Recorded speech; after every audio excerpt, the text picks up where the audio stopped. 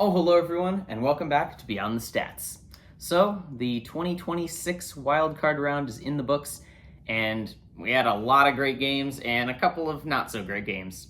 But today, I'm here to discuss something different. Today, we're going to go back to my list of favorite players on every team for this season, and we're going to go over their performance just in the regular season. I was going to do this video like a week ago, but I was on vacation a week ago, so had to postpone it until now.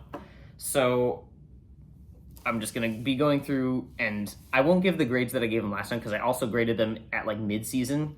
Some of them have changed, some of them haven't really that much, but I'm not going to go over the grades that they had last season. I'm just going to give them a grade for this for now. Before we start, I do have a little thing that I want to show you guys, and that is a new jersey to add to the collection. We got Deion Sanders. The numbers are massive on this one as well. It looks really cool. So let's just hang this one up right there.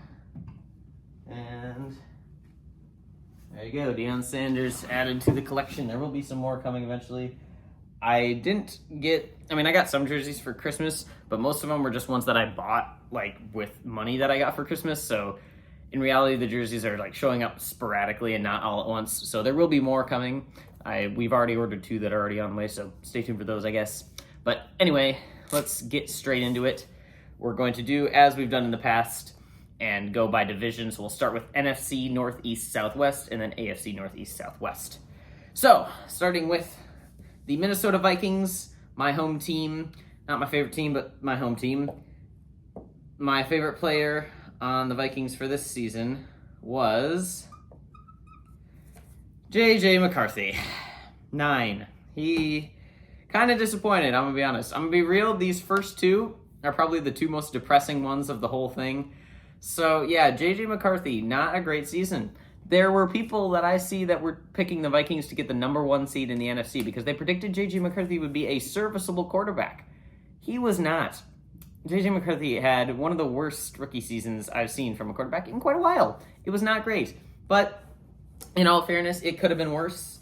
I don't think he's an immediate bust. I think you give him a year more and then you call him a bust because I think he will still be a bust. But as of right now, he could still turn it around. We hope. So for that, I'm going to give him his final 2025 grade of a D. It can only really go up from here for J.J. McCarthy.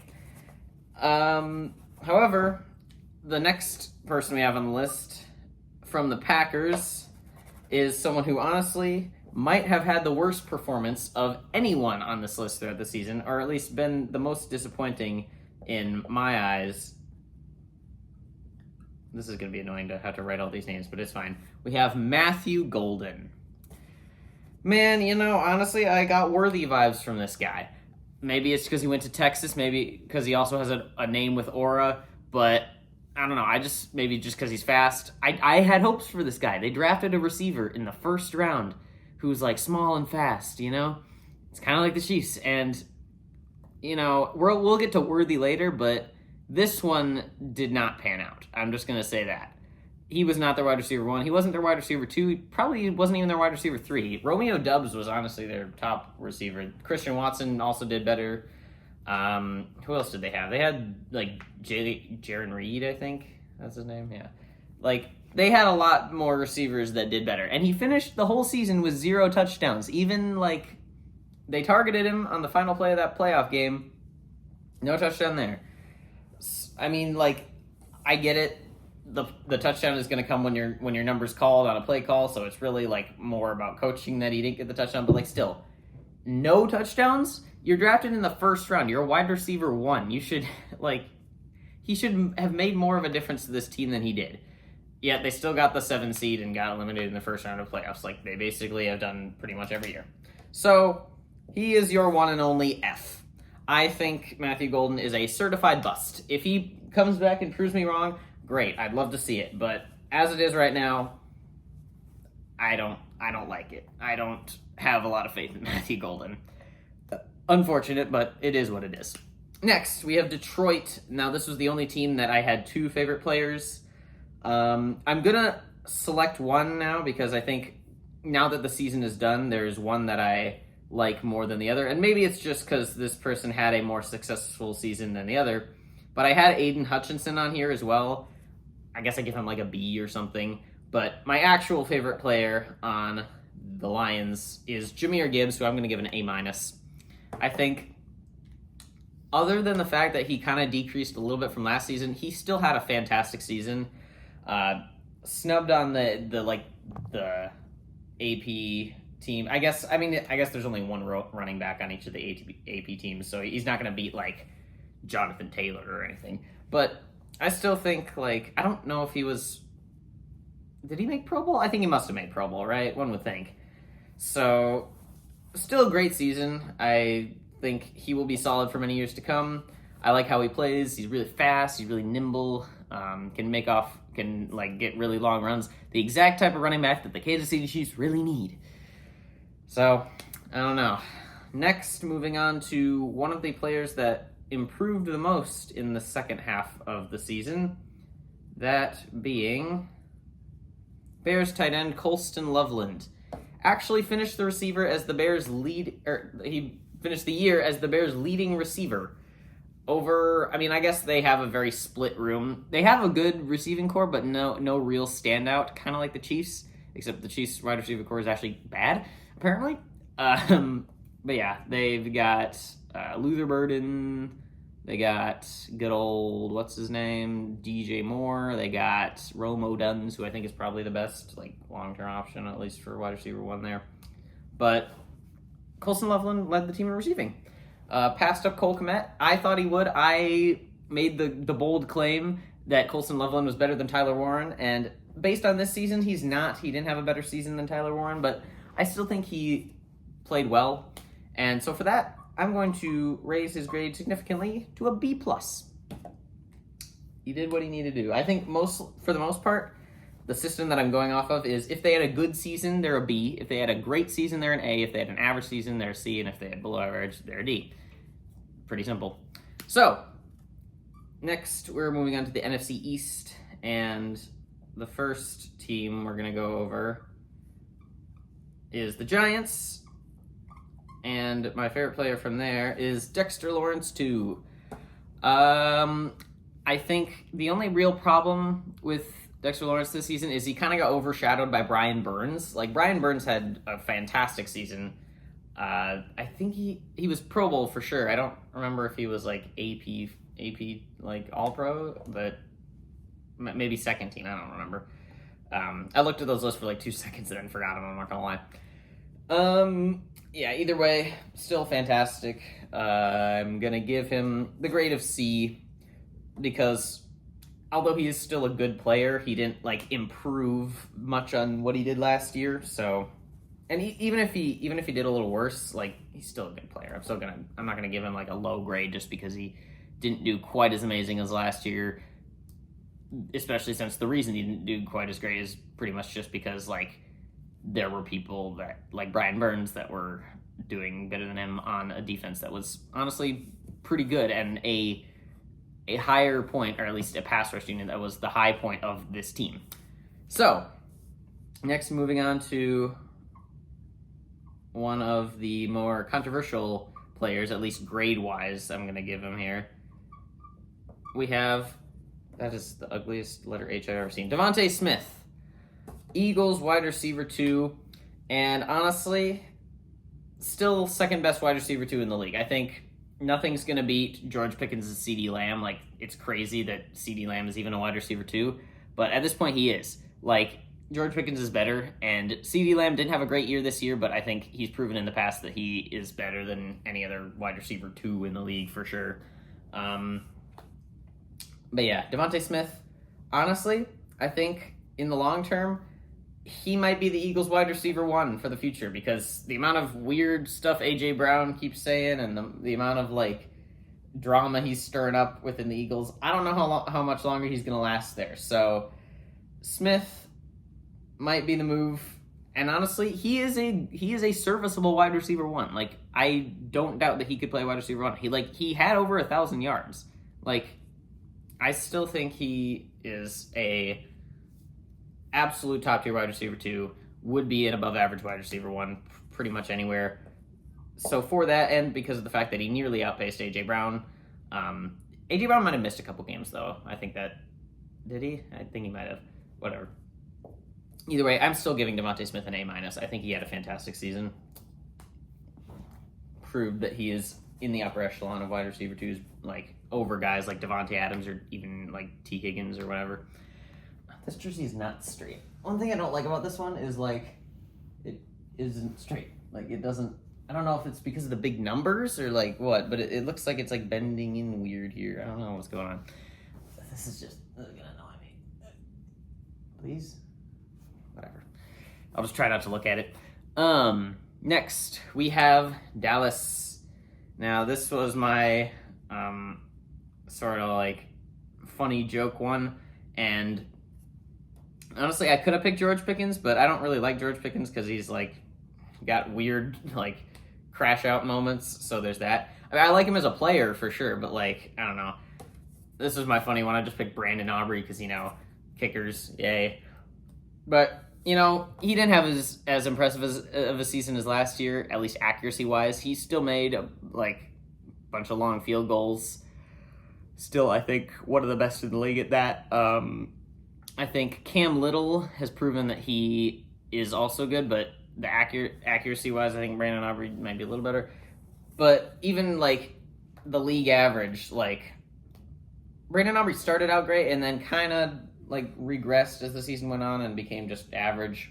So, for that, I'm going to drop his grade. I remember what his grade was last time. It was an A. But he still had an above-average season, so I'm still going to give him a B-, but not anything higher than that.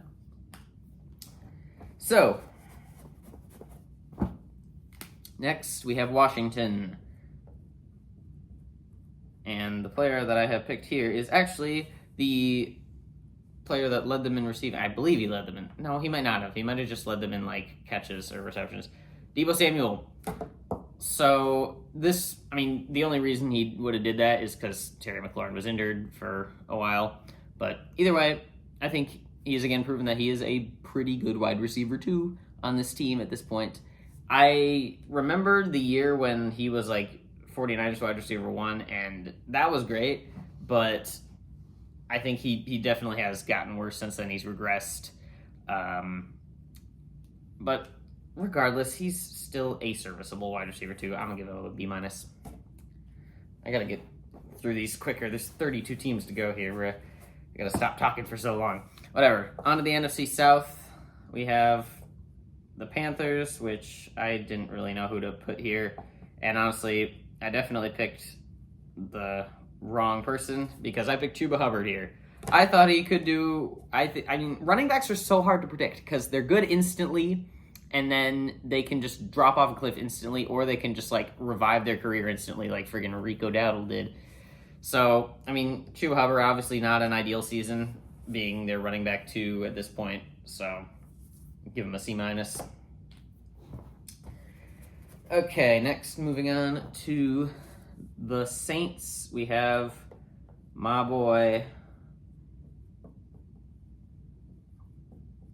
He's got such a long name. Why does he have such a long name? Kool-Aid McKinstry. Oh, yeah. You know, he was another good, like, number 2. He was a good cornerback, too, for the Saints. I think he had most interceptions of the Saints. He also might have been targeted the most times just because he was their cornerback 2. I don't know who their CB1 was, but regardless, he had a good season. So, give him a B. Why not? All right, now we've got the Falcons, Atlanta, and we have Drake London. And this is honestly, I didn't really hear much from Drake London this season. That's the only reason I was, like, kind of concerned. I was looking, like, at his stats, and his stats seems fine. It was just I didn't really hear much from him this season. Like, there wasn't a lot of talk just around the Falcons in general because they're just kind of a mid-team. I know their defense improved. I do know that. Like, the Falcons' defense got, like, better. But offensively, I mean, Michael Penix got injured. Like, I mean, I guess that was later into the season, but by that point, they were already, like, out of playoff contention. The only really important thing they did near the end of the season was allow the Panthers to win the division by, like, winning against the Saints. I don't remember. I think they won against the Saints because they were 8-9 because there was like 3 teams there that were 8-9. Either way, Drake London, he had an okay season. Give him a B-. I don't think he did anything worthy of like dropping him. Although Bijan Robinson was definitely the standout on that offense and not any of the receiving targets. So, Tampa Bay now. And this is another, like, unfortunate one. This will happen a couple times where a player got injured, and that's Bucky Irving. Unfortunate that he was out for, like, more than half the season. When he was playing, he was good, though, so I'm going to give him a D+, but just because of the injury, he can't be higher than that.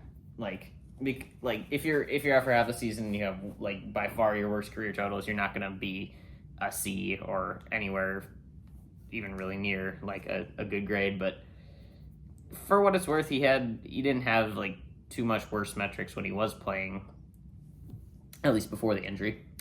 Next we have the NFC West, and we have pretty much the opposite of Kool-Aid McKinstry in the name department, the most boring named guy of all time, Will Johnson, rookie cornerback, who everyone thought was a late-round absolute steal, and he probably was a steal, or, I mean, late round, second round. I still think he should have gone in the first round, but it probably was a steal, but he wasn't, like, setting the world on fire. He wasn't, like, by far their best, like, defensive player or anything, but he was good. I'd say comparing him to Kool-Aid McKinstry, he might have been a little worse. I don't know. I feel like when I looked at his stats, his, like, pass coverage grade wasn't great. So, because of that, I'm going to give him a C+. I think he still had a good season. He's definitely going to be a serviceable, like, starting cornerback for them, but not necessarily, like, a game wrecker. So, next, we've got the Rams, and this is where we have...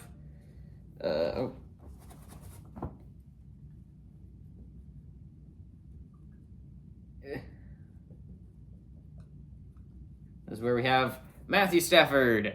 I got his jersey up here. It's a Lions jersey, but either way, same thing. Love Matthew Stafford. Love what he did in Detroit, and love what he's doing in Los Angeles. And I mean, who else is going to get it? Who else is going to get the A+ but Matthew Stafford? He's got to get it. Potential MVP, I think I considered giving him an A, but I was like, you know, just because of, like, Drake May and the fact that they're battling. But, like, how much, like, better can you do than being, like, in the conversation for MVP? So here's your 1A+. I think Matthew Stafford's had an amazing season. And, yeah, he has great receivers around him and a great team just in general, but that doesn't change the fact that he's absolutely, like, lit the world on fire, especially in the first, like, half of the season when he was, like, on pace to, like, I don't know how close he actually got to breaking the touchdown, like, record, but he had a lot of passing touchdowns, and, like, I think the passing touchdown record is, like, so ridiculous that it's, like, gonna be basically impossible to break. It's like Peyton Manning the 1 year where their offense was really good that year. But either way, yeah. It always baffles me how Peyton Manning fell off so hard within, like, 2 years. Like, 2013, when the year they made it to the Super Bowl but lost to the Seahawks, he was, like, having the best quarterback season, like, of all time. And then 2 years later, he was, like, when he won the Super Bowl and retired, it was, like, the worst quarterback ever to make a Super Bowl. It was, like, the fall off needs to be studied. Either way, we're not talking about Denver right now. We're talking about Seattle. And honestly, pretty much every player on this team had, like, a super breakout year because, like, the team... I can't write the right letter. What's going on? Like, every player on this team had a breakout year pretty much, except for the one that I picked because I thought the Seahawks were just going to be mid this year, so I just picked whoever. Kenneth Walker 3. I've always thought he was, like, a little bit underrated, and he had a good season. He certainly did have a good season. I'm not going to discount that. And I am going to give him a B, which is a pretty good grade. But it's like, just the fact that he's overshadowed by JSN and Sam Darnold and a lot of the defensive players like Witherspoon, Woolen, like, there's so many other players on the Seahawks that could have gotten an easy A rating. Like, all 4 of those people probably, except for maybe Woolen. I don't know. I feel like Witherspoon was the standout, but, like, Woolen's good too. I feel like any of those players could have gotten an A, especially JSN. Like, JSN would have definitely gotten an A plus. Sam Darnold for sure an A. Like, yeah, I think I picked the wrong guy for my favorite guy, but it's my favorite. I can pick who I want. Who cares? Next, San Francisco, last team in the NFC, and I went with Ricky Pearsall, who I still believe can be their wide receiver one. I think he has the chance. Like, he has the level of talent to be the Niners wide receiver one. However, this year, Juwan Jennings stepped up. Kendrick Bourne appeared and did good. Kind of like had one of his best years, I think. I mean, in New England, he just wasn't really doing that much. He had a bunch of other guys that were about as good as him competing. But now he's on a different team, different coach, and is succeeding a lot. I don't know if Ricky Pearsall played all his games, but it's like, did anyone in San Francisco play all their games? Let's be real. Like, they're all injured. So Ricky Pearsall, I think, could have had a better season, so I'll give him a C-. I still think he does have potential, though, to be a great wide receiver one. And, honestly, that whole description is very accurate for another wide receiver on a red team who wears number 1 that we will talk about later. Anyway, moving on to the NFC or the AFC. We've got Cleveland, my least favorite team in the league, if you didn't know.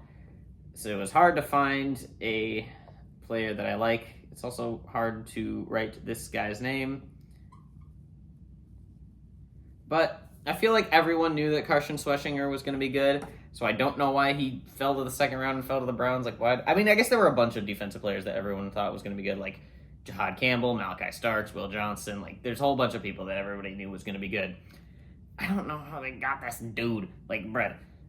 Honestly, credit where credit's due. The Browns had an amazing draft. Like, they drafted Harold Fannin Jr., who's been cool. Shedeur Sanders, I don't think he's a starting quarterback in this league, but he's definitely better than like a 6th round pick or wherever they got him. Who else did they get? They didn't even draft Isaiah Bond. I mean, I guess Isaiah Bond's not that good. Mason Graham, people thought he was going to be not great at the start, but then he became much better. And then, of course, Quinshon Judkins. I'm not really going to talk much about him because I don't like him and I think he should not be in the NFL, but that's not my place. I'm not a legal person. I don't want to get into like the legal dramas of everything, but whatever. So yeah, Carson Schwarzenegger, one of the only unproblematic people that they drafted. Everyone knew he was going to be good, and he was good. I'll give him the good old A- because I think like he's a bit overshadowed by Myles Garrett on the defense. I don't think he's like the best player on their defense or anything. If he was, like, I would definitely be giving him an A, but I think just because he gets a little bit overshadowed, we'll give him the A-. So, okay, moving on to Cincinnati, we've got Joe Burrow. That's definitely an O, not an E. Yeah, I mean, this one's kind of a depressing one. Again, I don't like the Bengals. I don't like really anyone on that team, but I respect Joe Burrow and what he's done. So there is that, but he didn't have a great season, being injured again. And honestly, it makes me wonder how much longer he's going to want to stay with the Bengals, because if they keep doing that and they don't fix their defense, they're going to be cooked. And also, like, what are they going to do with Trey Hendrickson? They just, like, pushed off the problem a year, and now they're going to have the same problem next offseason. Are they going to keep him? I think probably not this year. So, I mean, we'll see. I don't know. But either way, Joe Burrow, he was injured. He's going to get a D. That's about it. And again, when he is playing, he is a top 5 quarterback in the league, for sure. But, like, if he doesn't play and the Bengals can't do anything, the Bengals can't do anything. I don't know. Next, we have the Hitman, TJ Watt of the Pittsburgh Steelers. And I think this is another one where I couldn't really think of anybody, so I just went with the safe option. And you know what? At this point, he's getting older, and he's not going to be doing the same stuff he used to be doing. No longer holds the Tide sack record, unfortunately, because Myles Garrett got it. But still a great defensive player. I think in terms of his other seasons, it was a little bit of a setback, but not too much. So I'll still give him a B minus because I think he's still a good player, but I don't know.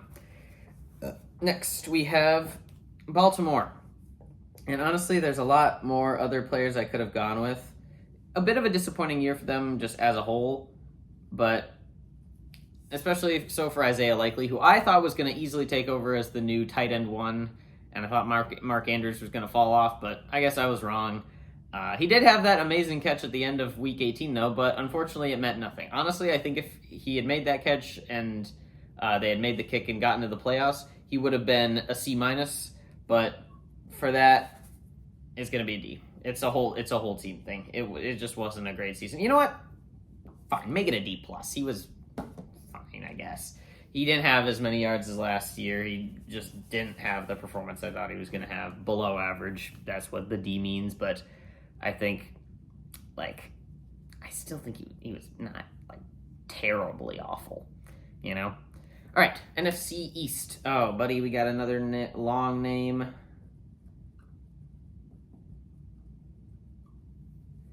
Travion Henderson, New England. Now, this is someone who kind of caught fire in the second half of the season, kind of like Colston Loveland did. And I think before I gave him a grade somewhere in the C's, maybe even like a C minus. But now he's gotten up to a whole B minus. He's definitely the team's running back one over Ramondre Stevenson. I still remember when Ramondre Stevenson showed up. And I remember watching a game that he was in, and he did pretty good. And I thought he was going to be an above-average running back. But I guess not. Either way, yeah, Travion Henderson, he's fine. I don't think he's an above-average starting running back or anything, but he's definitely serviceable. So B minus, good place for him there. Next, we have... I spelled it wrong. Christian Benford of the Bills, another team where it's hard for me to find a player I like. A lot of Chiefs fans are rooting for the Bills because it's now that we're not here, it's time to root for them. No. If they win the Super Bowl, people are going to be saying Josh Allen's better than Patrick Mahomes, which he is not. He is easily the second best quarterback in the league. I'm not going to argue that, but he is not the first best. He carries the team on his back probably more than Mahomes does, but that's just because the Bills are not good. Aside from him and James Cook, and I guess their defense is fine, but not sometimes. I don't know. The Bills' defense is weird. Speaking of the Bills' defense, Christian Benford, I didn't know who to pick here, so I just picked one of their cornerbacks who I thought was okay, and he is indeed very okay, but not much better. So give him a C minus. I erased the name already. Whatever. Next, moving on to Miami. Bread. I read the name so high up, I shouldn't do that. We have Devon Achane, one of the fastest running backs in the NFL. You love to see it. You love to see the speed element. And you know what? He was one of the bright spots of the Dolphins this year with Tyreek Hill getting injured. I think he had a great season. Very underrated, especially from a team like Miami that didn't get a lot of attention this year. But he did good. I don't think he's he should have made the Pro Bowl, or did he make the Pro Bowl? I think he did make the Pro Bowl actually. You know what? No, he was worthy of making the Pro Bowl. I think he's in the top 6 running backs, and he's close. I don't think he's an AP second or even third team player or anything, but he's good. So give him a B plus. He's not quite an A, but he's up there. All right, and finally in the NFC East, we have the Jets. And this is another team where it's just, there's not much to like. Although, if I were to pick my favorite player again, I would choose somebody different because I want the Chiefs to have Breece Hall really bad. But I picked Garrett Wilson at the start of the season, so that's who we're going to have to go with. And, honestly, it was a very sad season for Garrett Wilson. The injury and everything, and just not playing for, most of the games of the season. And even when he did play, he was okay, but he wasn't, it wasn't shaping up to be his best season. So, unfortunately, it's going to be a D minus for Garrett Wilson. And, again, most of that is injury-related. I think if he had completed a full season, it would have been in the C range, but whatever. AFC South, starting with the Colts, we have someone who very quietly was the most productive wide receiver on the Colts, Alec Pierce. I like Alec Pierce. He once again led the league in yards per catch, at least for receivers. But yeah, had like 20-some yards per catch. It was nice. So for that, he's getting a B+ because he did similar to what he did last season. Again, had a good season. I don't think he's worthy of like an A or anything, but like a receiver that's not specifically the team's wide receiver one is probably not going to get something like an A. So there's that. Next, we have Houston, and dude, I cannot spell today or any day. Will Anderson Jr., which kind of falling off the whiteboard there. Well, who cares?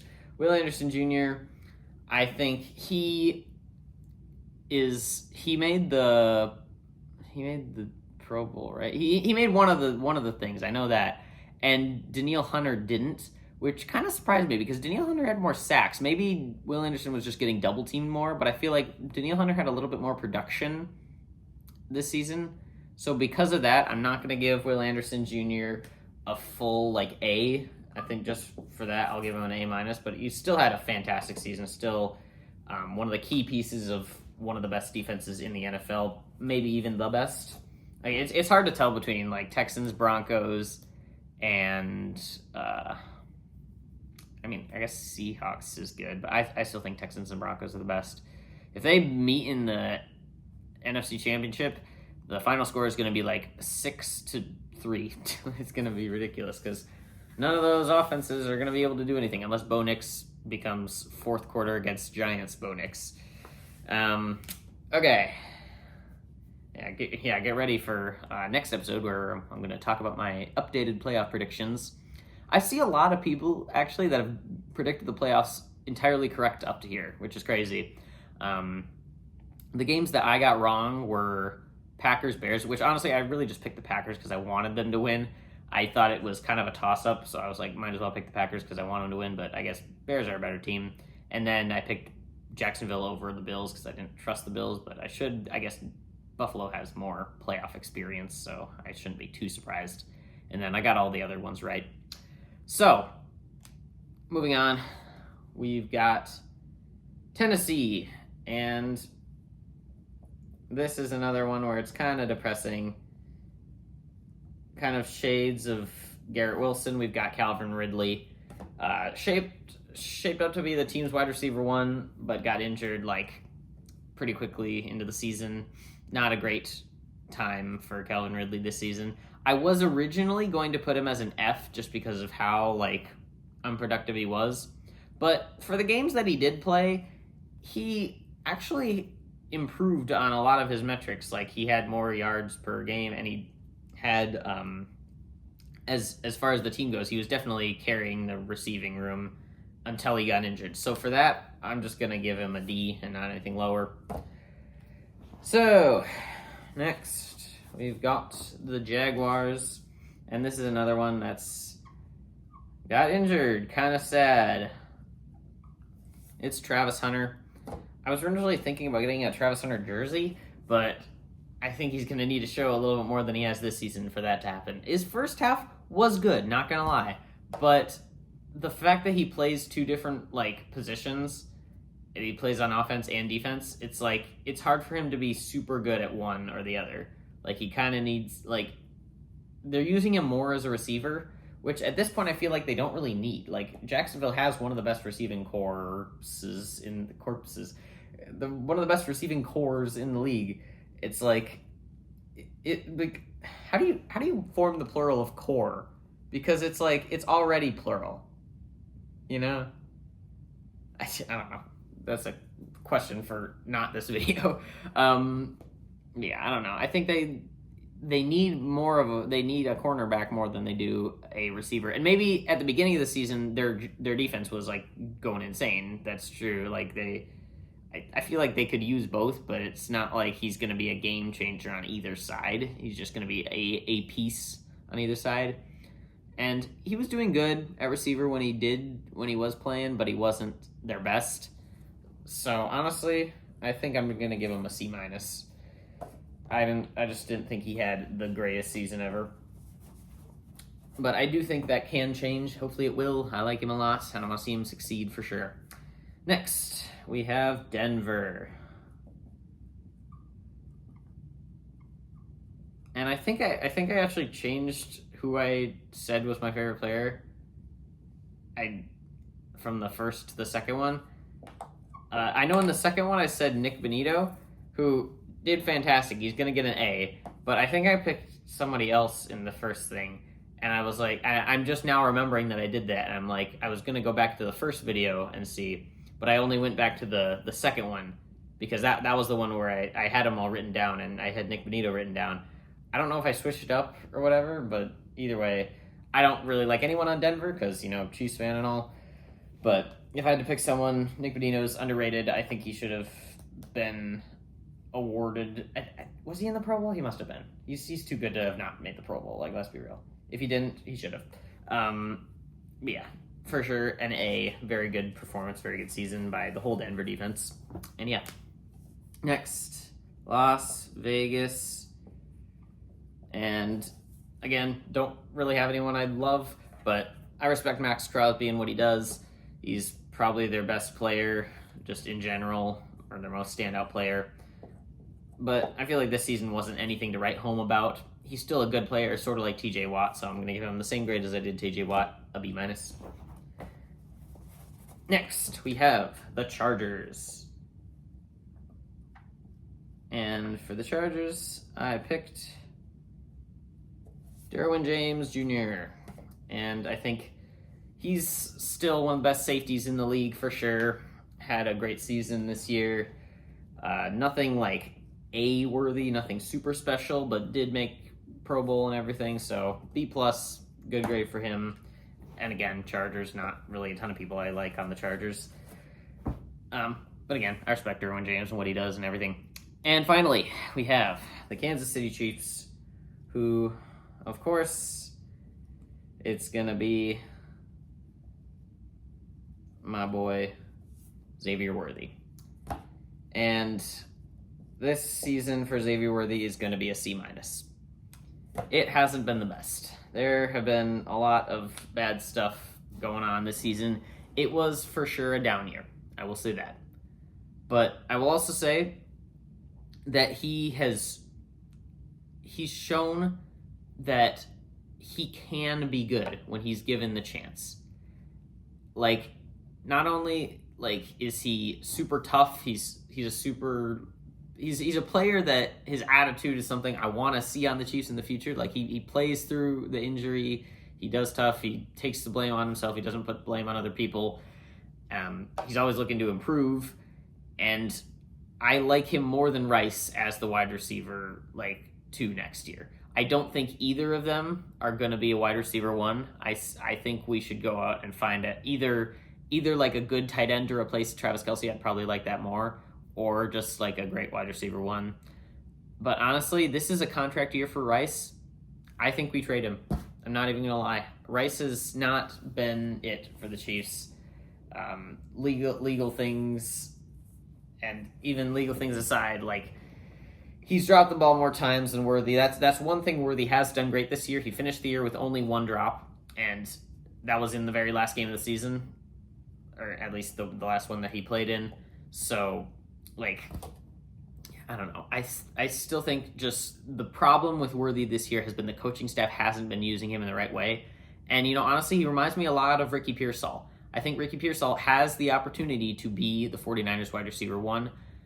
It's just the 49ers, they at least have other wide receivers that are looking good. It's with Pearsall, it's more, I feel like he should have enough talent, or he should be able to show that he has enough talent to be better than Jawan Jennings and Kendrick Bourne. They're not known for being great or anything. With Worthy, I feel like he's shown that he has talent. We saw it last year. We saw it in the playoffs. We saw it in the Super Bowl. We even saw it this year against the Ravens. He's had great games when he's able to do what he needs to do, but just the coaching is not really, it's not great. and it's not letting him develop as a player. Like, he does have some problems. He's not the greatest route runner. He's not like, he is fast, but he's not like the twitchiest ever, so he's not great at like shaking people, at least as much as like Tyreek Hill was or anything. But I feel like there is a way to use him, and right now the coaching staff is not using him in that way. He can be way better than this, and I still firmly believe he could be an NFL. He has enough talent to be an NFL wide receiver 1. I don't know about an above average NFL wide receiver 1, but definitely a starting caliber NFL wide receiver 1. But if he keeps going on the path that he is this season, he's never going to be that. He's not going to do that if he keeps having seasons like this. It's not been great, but people are calling him a bust for no reason, and I honestly think it's just we need some more diversity in the wide receiver room based on like skill set. Everybody is like short and not doing great, and you know people are really high on Thornton right now because he's tall and can make the catches. Here's the thing about Thornton.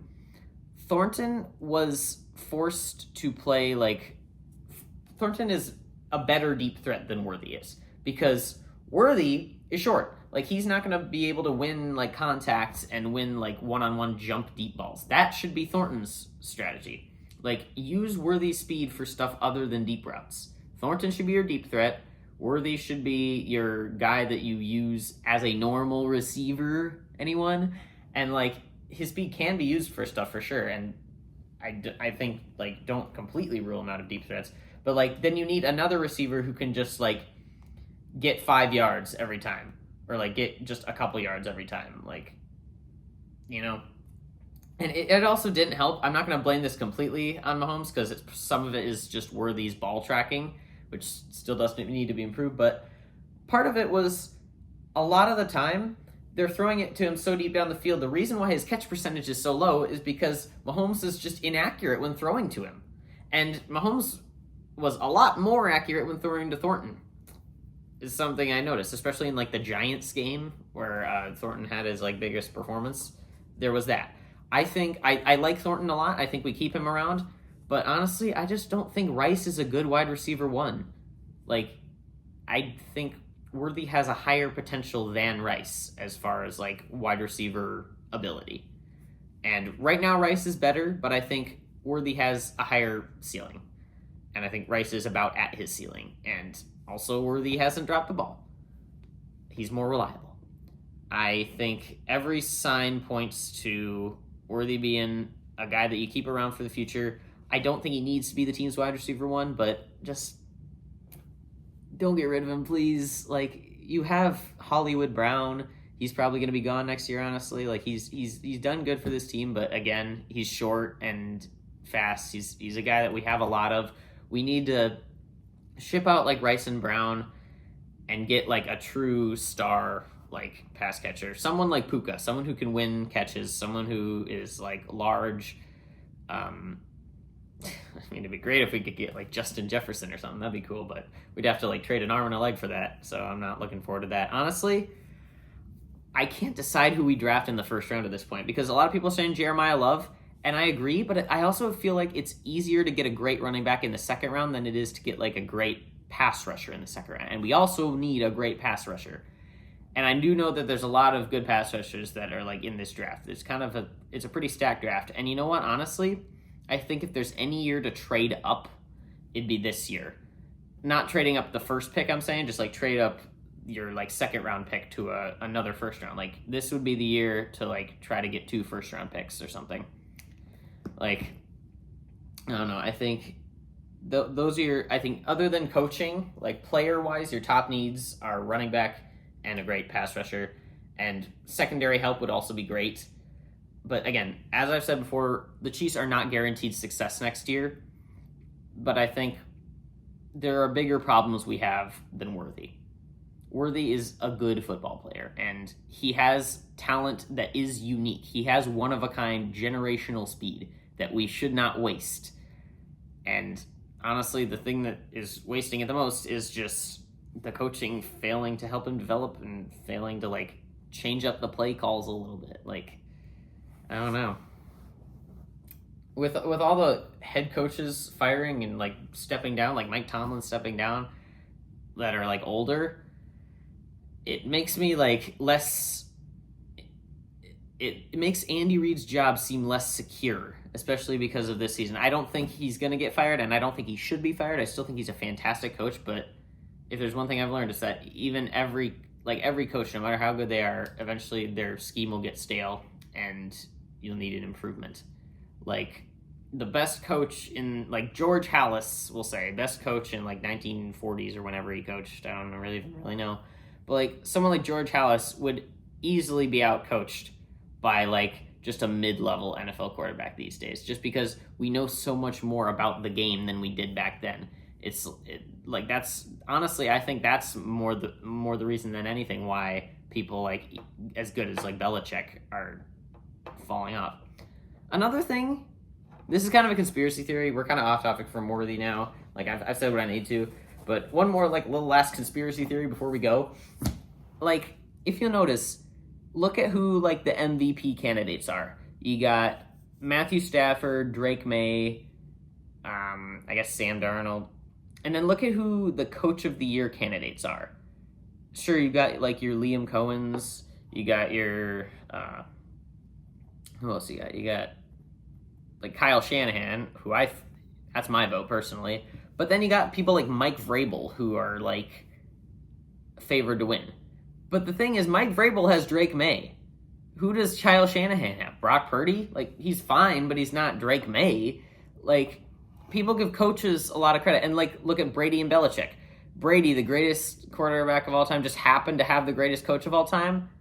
I don't know about that one. I think we judge coaches based on how their players are playing rather than just, like, actual talent. And, like, look at what happened to Belichick when Brady left. I don't think Belichick is the greatest coach in NFL history. I really don't think he is, like, even for his time. Like, I think he had a great team around him. I think he is probably certainly in, like, top 5, top 10, but I don't think he's the greatest coach of all time. You got to look at, like, coaches who made something out of, like, teams that just were solid as a team and didn't have like necessary standout players. There can definitely be teams that are good because of like 5 or so great players, but then there can be teams that just work really well together. And I think those are the teams that are exceptionally well coached, like the 49ers. Like you look at the 49ers, a lot of their players are injured. And yeah, they do have like Christian McCaffrey and a lot of other great players, but it's more about like the team working together really well that I think makes them so good. And the reason for that is good coaching. Like, more than anything. Like, it's Shanahan, like, and his crew. And that's why Shanahan's my pick for Coach of the Year. And that's why I think, like, someone like Don Shula for his time is probably a better coach than Bill Belichick. Like, he led the 17-0 Dolphins. Like, Bill Belichick can go 19-0 or whatever. Yeah. But yeah, there's my rant for the day, or I guess there's a lot of rants there, but yeah. So that is my first edition of grading my favorite players for the season. Like, I guess second edition, but like my first time grading like a full season. I'm debating whether I'll do it again next year. I think I probably will. Let's be honest here. Like it's kind of my signature thing. If I had a signature thing, it would be this, like my favorite players and grading them. So yeah, that is going to be it for this one.